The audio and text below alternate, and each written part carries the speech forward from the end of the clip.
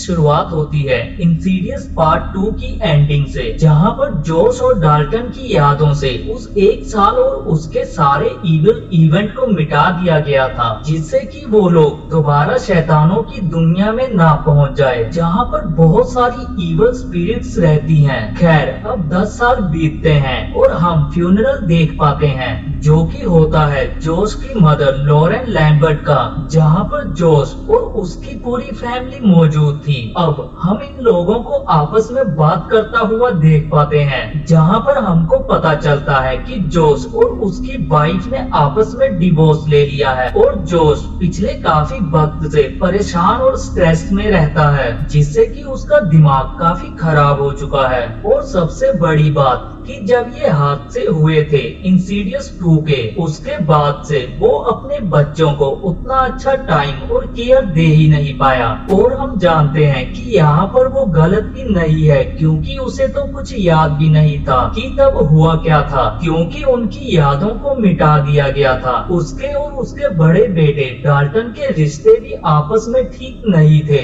और वो दोनों उनके बीच की चीजों को ठीक कर भी नहीं पा रहे थे। और फ्यूनरल के बाद में सभी लोग वहाँ से जाने लगते हैं और फ्यूनरल के अंदर कार्ल भी आया हुआ था और कार्ल को हम सेकंड पार्ट से थोड़ा अच्छे से जान पाए हैं, जिसने कि एलिस का बहुत साथ दिया था। खैर, अब डाल्टन यहाँ पर कार्ल को देखता है, लेकिन उसे वो सारी याद नहीं था जब वो लोग उसके पास में आए थे और उसकी मदद करी थी। तो ऑब्वियसली बात है कि वो उसको पहचानेगा कैसे। और जोश भी जाने लगता है, जिसकी कार के पीछे हम एक शैडो को देख पाते हैं। अब जोश यहाँ पर डाल्टन को उसके कॉलेज छोड़ने जाता है और तभी उनके बीच में छोटी मोटी नोकझोंक हो जाती है। और वो तो फिलहाल उसके पास भी है, उसने अपने बच्चों के लिए कितना कुछ किया है, जबकि उसके खुद के डैड उसके साथ नहीं थे, जिन्होंने जोश के बचपन में ही खुद को खत्म कर लिया था। जो कि इस कहानी के अंदर एक नया टेक है, यानी कि एक नई कहानी यहाँ पर जुड़ गई। खैर, अब डाल्टन अपने पिता की बातों पर ज्यादा ध्यान नहीं देता और उनकी काफी बहस हो जाती है, जिससे कि जोश वहाँ से चला जाता है। अब रूम के अंदर 2 लोगों को रहना था और डाल्टन के साथ, जो कि रूम चेंज करने की रिक्वेस्ट डाल देती है, लेकिन रूम चेंज होने में तो आज रात उसको वहीं पर रुकना पड़ता। खैर, अब जोश कॉलेज से बाहर आ जाता है। वो बहुत ही दुखी था और उसे लगता था कि उसके साथ में जो हो रहा था वो ये डिजर्व नहीं करता। अब इधर डाल्टन और क्रिस आपस में बात करने लगते हैं, जहाँ पर बातों ही बातों में डाल्टन उसको बताता है कि उसे 10 साल पहले का एक साल बिल्कुल भी याद नहीं है, जो कि उसे बहुत ही ज्यादा अजीब लगता है और उसे अब अंधेरे से भी डर लगता है। खैर, अब अगले दिन जोश डाल्टन को मैसेज करता है, जिसके अंदर वो कहता है कि डाल्टन की बात को समझता है और वो भी नहीं समझ पा रहा कि उसे हुआ क्या है, और वो जल्दी ही सब कुछ पता कर लेगा कि ये सब क्यों और कैसे हो गया।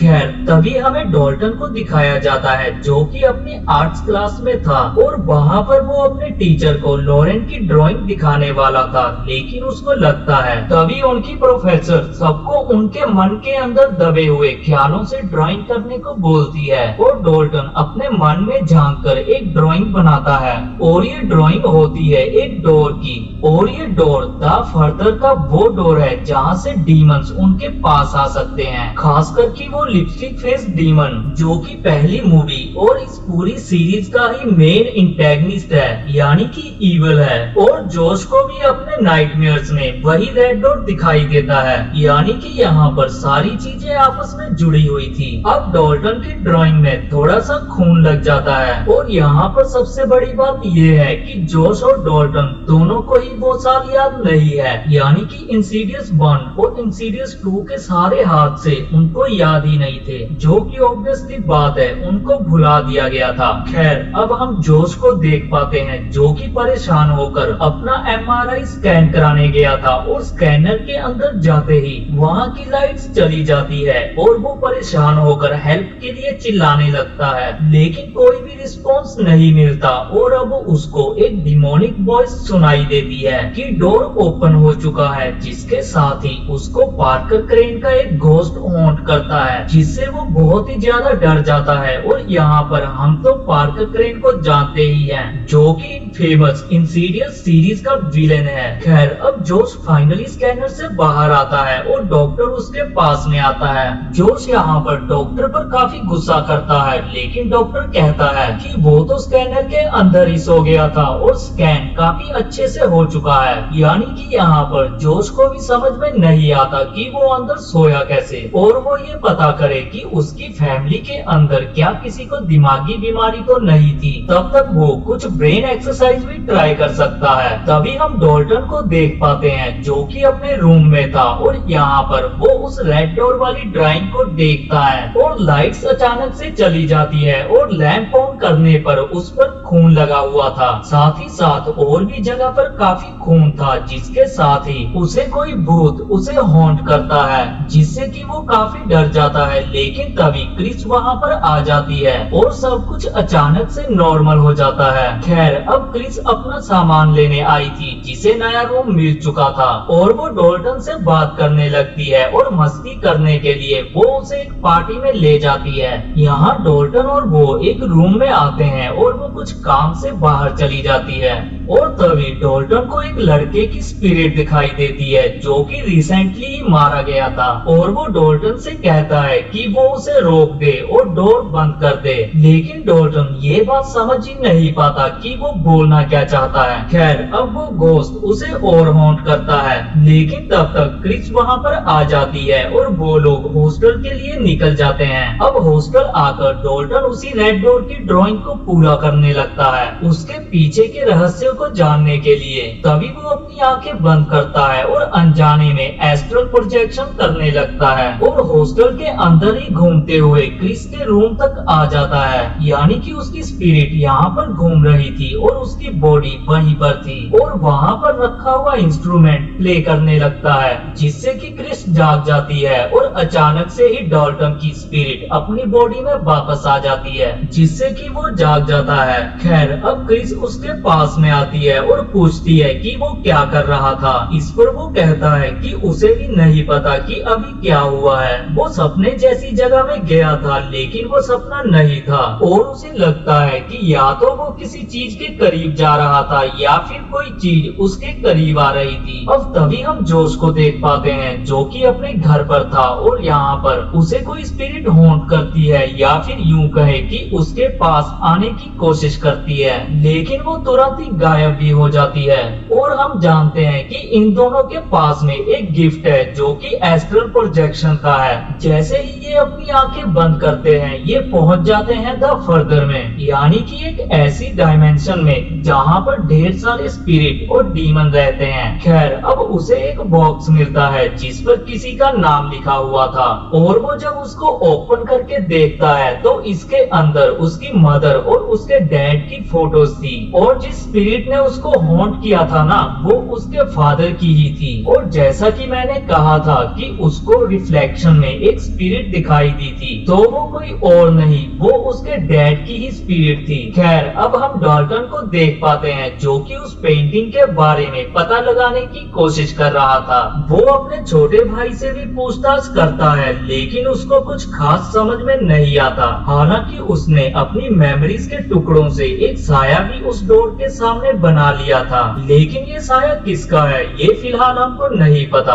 वो असल में एस्ट्रल प्रोजेक्शन है, और वो उसको कुछ वीडियोस भी दिखाती है, जिसके अंदर हम देख पाते हैं पैक्स और टक्कर को, जो कि एलाइज के साइड किक्स थे, यानी कि उसके पार्टनर्स थे। और यहाँ पर हम एक सेशन का वीडियो एलाइज का भी देख पाते हैं, जिसके अंदर वो बताती है कि द फर्दर में फंसी हुई स्पिरिट्स तकलीफ में होती हैं, जिन्हें सदियों तक उनके पास पापों की सजा काटने के लिए वहाँ पर छोड़ दिया जाता है। लेकिन वहाँ पर खाली ये स्पिरिट्स नहीं बल्कि ढेर सारे डीमंस भी होते हैं और वो हमारी दुनिया में आने की कोशिश करते हैं हमारी जिंदगी को लेने के लिए, क्योंकि वो जीना चाहते हैं। और डीमंस तो यहाँ पर इतने खतरनाक हैं कि वो यहाँ पर हमारी बॉडी तो चाहते ही है, यानी कि हमको पोजेस्ड करना चाहते हैं, लेकिन साथ ही साथ हमारी दुनिया के अंदर तबाही भी मचाना चाहते हैं। खैर, अब डॉल्टन उस लड़के की स्पिरिट से कांटेक्ट करने की बात करता है जिसने कि उसको हॉन्ट किया था, और वो कांटेक्ट उससे इसलिए करना चाहता था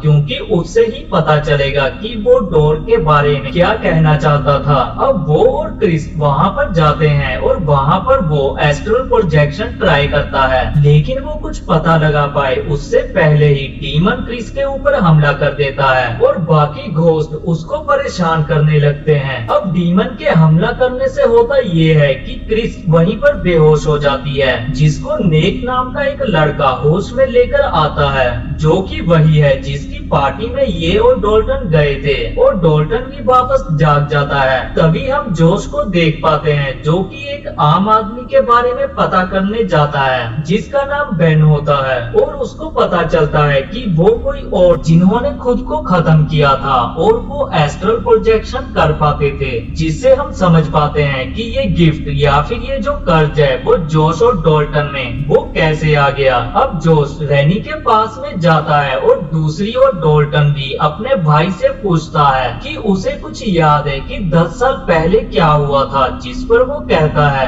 कि उसके दिमाग के अंदर एक तस्वीर तो है जो कि उसको सच लगती है, लेकिन मॉम कहती है कि वो बस उनका वहम था, यानी कि पूरी फैमिली को यहाँ पर सब कुछ पता था, लेकिन इन दोनों को कोई बताना नहीं चाहता था क्योंकि ऑब्वियसली बात है अगर इनकी मेमोरीज वापस रिकलेक्ट हो जाती है तो ये फिर से एस्ट्रल प्रोजेक्शन करने लगेंगे, जिससे कि इनकी फैमिली के अंदर फिर से तबाही मच जाएगी। लेकिन अनजाने में ही यहाँ पर जोश और डॉल्टन दोनों ही एस्ट्रल प्रोजेक्शन कर रहे थे। खैर, अब डॉल्टन उस पेंटिंग को पूरा करता है तो उसमें असल में जोश ही था हैमर के साथ में, और ये यादें तब की है जब जोश ने पोजेस्ड होकर उसको खत्म करने की कोशिश करी थी पार्ट 2 के अंदर। और हम जानते हैं कि जोश को उस पार्ट के अंदर पार्कर क्रेन की स्पिरिट ने ही पोसेस्ड किया था। अब डॉल्टन बहुत ज्यादा परेशान होने लगता है और दूसरी ओर जोश भी रैनी से बात करता है और उसको बताता है कि बेन का उसकी मदर के लिए आखिरी नोट ये था कि सब कुछ उसके साथ खत्म होगा, लेकिन क्या खत्म होगा इस बात को वो नहीं जानता।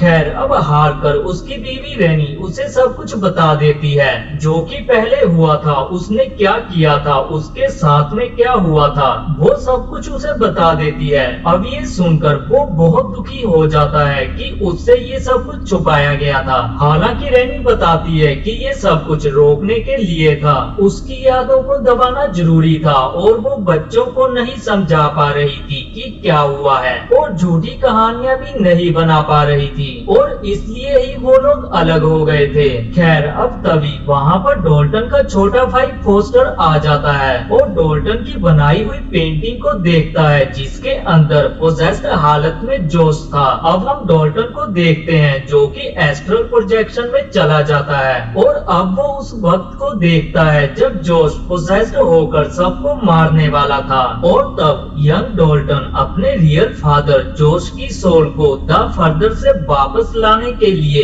एस्ट्रल प्रोजेक्शन में जाता है और उनको ढूंढने लगता है।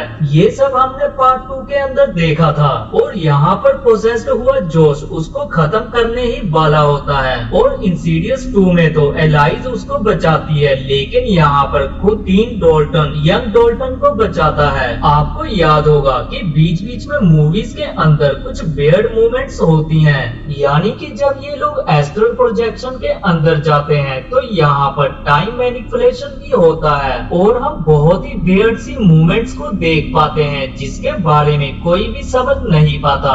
तो यहाँ पर ये वही है जैसे कि यहाँ पर एलाइज ने एक लड़की को बचाने के चक्कर में ये रेड डोर ओपन कर दिया था और उसको ऐसे ही छोड़ दिया था, जिसके चलते ही यहाँ पर बचपन में यंग डॉल्टन पोसेस्ड हो गया था।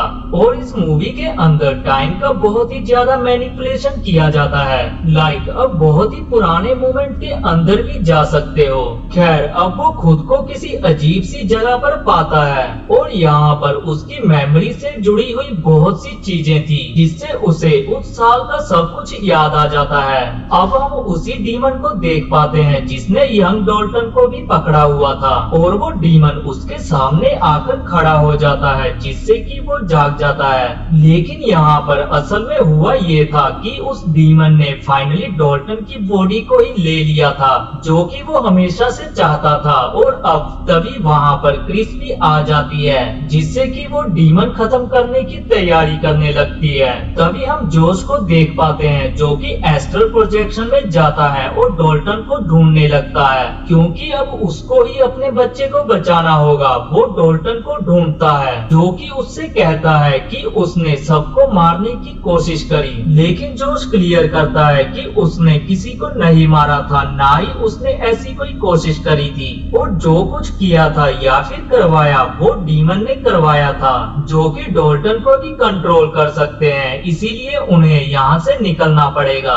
बेसिकली यहाँ पर डॉल्टन की ये रियल स्पिरिट को अपनी बॉडी के अंदर वापस जाना होगा, ताकि वो डीमन वहाँ से बाहर निकलकर अपनी दुनिया में चला जाए। खैर अब वो लोग वहाँ से भागने लगते हैं और रेड डोर से बाहर निकल जाते हैं। और जोश डोर को होल्ड करके रखता है कि उन्हें यहाँ पर सब कुछ रोकना पड़ेगा। इस पर डॉल्टन कहता है कि वो नहीं रोक पाएंगे, लेकिन जोश कैसे भी करके डीमन को यहीं पर रोकेगा और वो डॉल्टन को यहाँ से जाने का बोलता है। यहाँ पर डॉल्टन की बॉडी पोसेशन में क्रिस पर हमला करती है और यहाँ पर और भी बहुत सारे भूत आ जाते हैं, लेकिन अब तक डॉल्टन की स्पिरिट उसकी बॉडी में वापस आ गई थी और वो होश में आ जाता है। अब तभी हम जोश को देख पाते हैं, जो कि पूरी कोशिश करते हुए उस डोर को होल्ड कर रहा था और ये कहता भी है कि ये सब उसके साथ ही खत्म होगा। और ऐसा ही उसके फादर ने कहा था, मीन्स उन्होंने भी कभी न कभी ये सब रोकने की कोशिश करी होगी। हम जानते हैं कि उनको भी इसी डीमन ने मारा होगा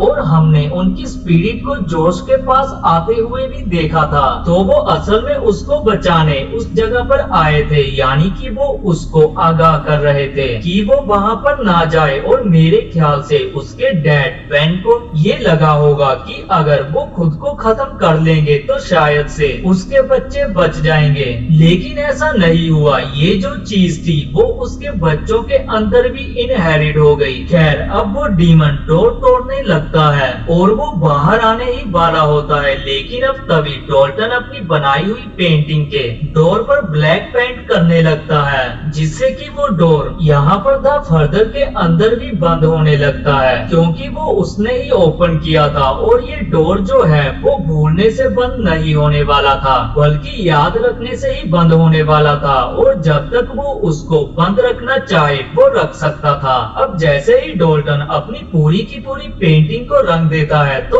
उसके बाद में क्रिस उसको बोलती है कि उसे इस पेंटिंग को जलाना होगा, लेकिन डॉल्टन बोलता है कि इसको अपने पास सेफ रखना होगा, इसको महफूज रखना होगा, ताकि ये फिर से ओपन ना हो पाए। यानी कि इनकी मेमोरीज को मिटाना बिल्कुल भी सही नहीं था। और यहाँ पर जो एलिस ने ये काम गलत किया, या फिर ये कह सकते हैं कि उसने फ्यूचर देख लिया होगा।